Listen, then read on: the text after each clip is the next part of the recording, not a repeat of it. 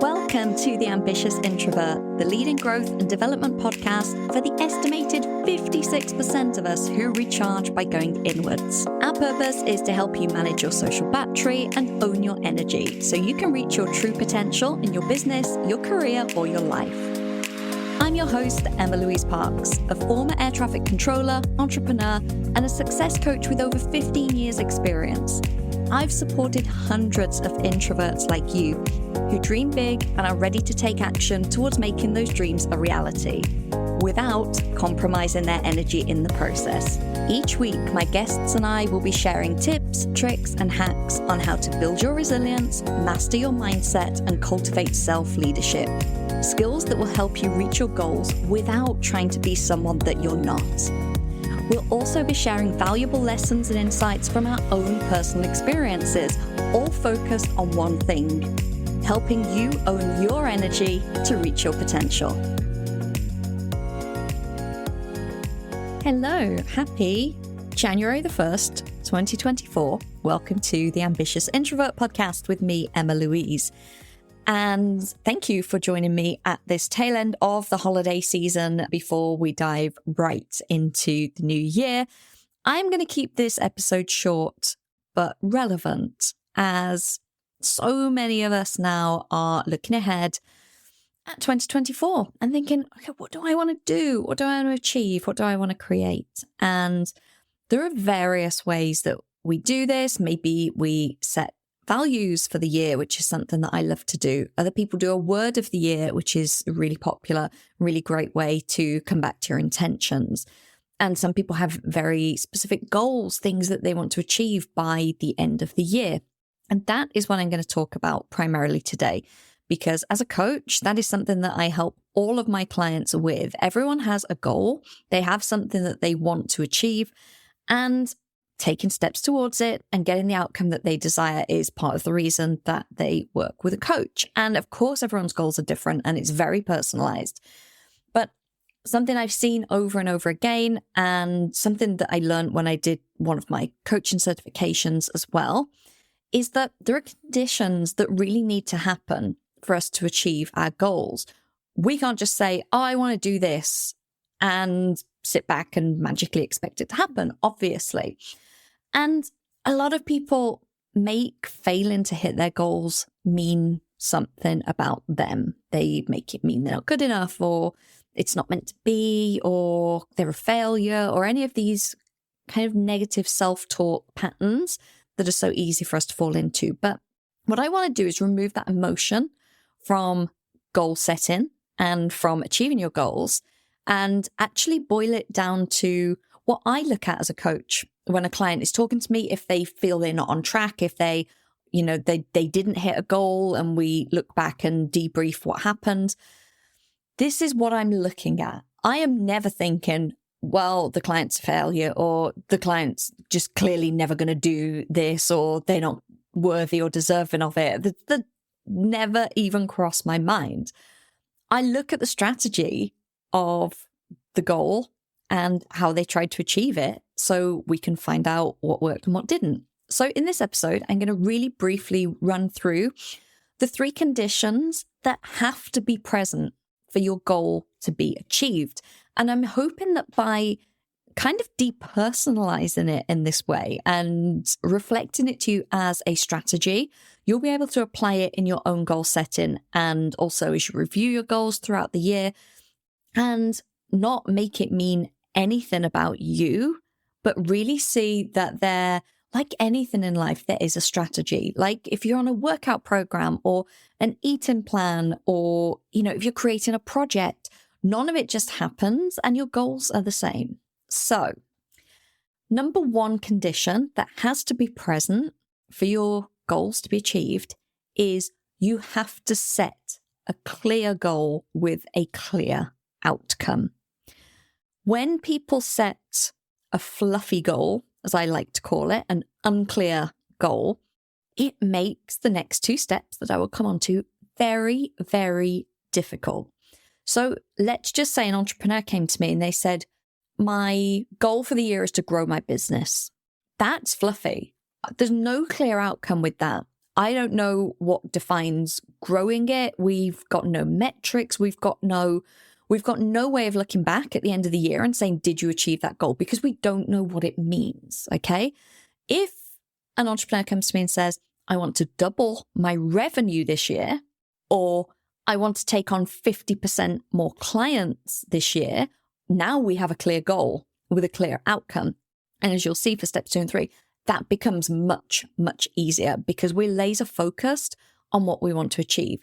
So the first condition and the first thing I would invite you to be honest about is, are your goals clear? Do they have a really clear, solid outcome that you could easily articulate, that in a year's time, you could answer really clearly, yes, I achieved that goal, or no, I didn't achieve that goal. It should be that clear that there's no gray area. There's no, well, I kind of did, but you either did or you didn't. So that's number 1, clear goals with clearly defined outcomes.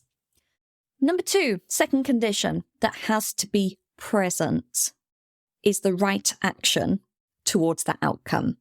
Now, if I take a step back to number 1 and we think of a fluffy goal, let's use the grow your business. You want to grow your business. If we're using that as the end point, then how do we know what the right actions are? Now, if you want to double your revenue or increase your client base, brilliant, because now we can start to look at what are the actions that you need to take to make sure that that happens. So the clearer the outcome, the more obvious it is what are the right actions that you need to be consistently taking to achieve that outcome. Now, I say the right actions because we could just say action, but taking action doesn't actually mean that we're getting any closer to our goal. We could get caught in a trap of doing things for the sake of doing things, being in the busy work, or just completely, misjudge it and think, oh, if I do this one thing every day, it's going to get me closer to my goal. And actually, it might not be the right action. So that's why having that clear outcome, clearly defined goal is so, so important, so that we can then choose the actions, so that you can then take those actions knowing that you are moving the needle and you are getting closer each time. And then finally, the third condition that needs to be present for your goals to be achieved is you have to cultivate the belief that you can achieve that outcome. Okay, so belief ultimately is the third condition. Now, I say cultivate the belief because very few cases does someone say, I have a goal that I want to achieve and I 100% absolutely believe it's possible for me. I've got no doubts whatsoever. Some people do, and that is amazing. And if they have that kind of bulletproof, steadfast mindset, that is wonderful. However, we're all human, and most of us need to cultivate the belief. Now, the great thing is that by doing step 2, taking the right actions, that will automatically help you cultivate the belief because you're acting in a manner that that person who has achieved that goal would act. And you will start to see the compound effect of those small actions, and your brain will start to believe it. They'll start to say, I am closer to this now than when I started. I'm starting to believe that it's possible. And ironically, the more evidence that your action creates, the more belief you will have. And when you have more belief, it will be easier to take more action. So it's this great positive feedback loop. Now, let's just say that third condition wasn't present. You've got your clear outcome and you know the actions, but you don't believe it. The thing is, you're probably not going to take the action because you're going to go, well, I'm not going to achieve this anyway. So it will be much easier for you to let yourself off from taking the action. Let's say you've got all of the belief and you're ready to take action, but you don't have the clear outcome. Well, you're likely going to meander around because your action's probably going nowhere. Or you don't even know, you're going to get overwhelmed with decisions of what action should I even take? And if you have a clear outcome and you have the belief, you're one of those people that are like, yep, 1001% believe I can do this. But you haven't isolated what the right actions are. You haven't sat down and really gotten intentional about by doing, A, B, and C or X, Y, and Z regularly, it's going to lead me to this. Then you have this big dream and the belief that it will happen, but you're not doing anything in between to get closer to it.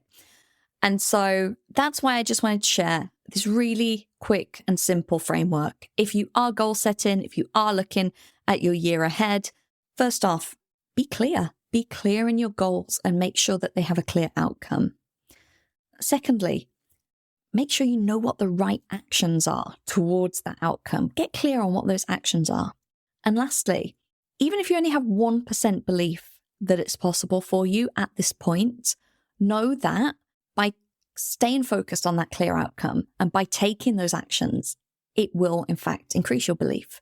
And when your belief increases, it will increase your ability to easily take action. And when you take more action, you'll get more belief. And those two things beautifully working together in synergy is what will actually help you achieve your goal. Thank you for tuning in. As I said, I just wanted to make this a really bite-sized one to give you something to think about as you are reflecting on your 2023 and looking ahead to 2024 and all the amazing things that you want to achieve. Thank you as ever for tuning in, and I look forward to seeing you next week here on the Ambitious Introvert Podcast. Have a wonderful start to your 2024. Thank you for tuning into this week's episode. I hope that you're feeling expanded to what's possible for you, motivated to take action, and inspired about how you can start to own your energy. I share even more tools and resources on my Introverts Only email newsletter. By signing up, you not only get early access to the Ambitious Introvert products and services, but you also get brand new podcast episodes delivered straight to your inbox every Monday, meaning you'll never miss your weekly dose of introvert-friendly inspiration. Sign up now at theambitiousintrovert.com/newsletter or click the link in the show notes. See you next week.